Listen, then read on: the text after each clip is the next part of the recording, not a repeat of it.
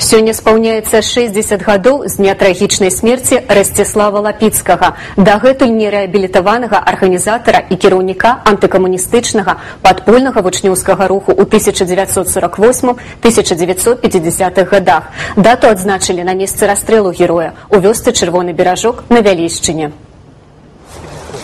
На гэтым месцы амаль штогод збіраюцца вялейскія актывісты, каб ушанаваць памяць земляка. У 2008 годзе тут нават усталявалі памятны камень, аднак неўзабаве мясцовыя ўлады яго знішчылі. Большасць тых людзей, вялікая частка тых людзей, якія зараз знаходзяцца ў уладзе, в прынцыпе, это тыя старыя камуністы, которые былі камуністычнай партыі. Я думаю, што вялікая частка з іх лічыць яго сваім ворагам. Таму гэта знішчэнне гэтага каменя это была менавіта мясцовая ініцыятыва. І менавіта гэты скандал, а таксама зруйнаванне шэрагу крыжоў прыцягнулі да постаці Расціслава Лапіцкага новых людзей. Изучая вопрос Расціслава Лапіцкага, я начал активно участвовать в всех акциях, потому что меня действительно это очень тронуло, то, что молодой человек в советское время так отважно сопротивлялся против этого режима. Нарадзіўся Расціслаў 9 верасня 1928 года у сям'і праваслаўнага святара ў вёсцы Касута на Вялейшчыне. Маючы 16 гадоў, хлопец далучыўся да падпольнай віленскай патрыятычнай арганізацыі, пасля разгрому якой быў асуджаны на 3 гады турмы.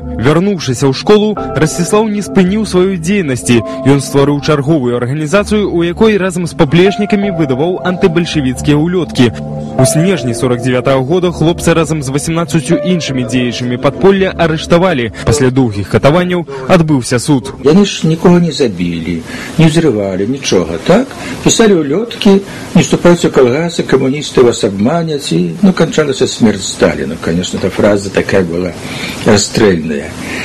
Але это были лепшыя вучні, і это быў такі паказальны працэс, каб людзей напалохаць.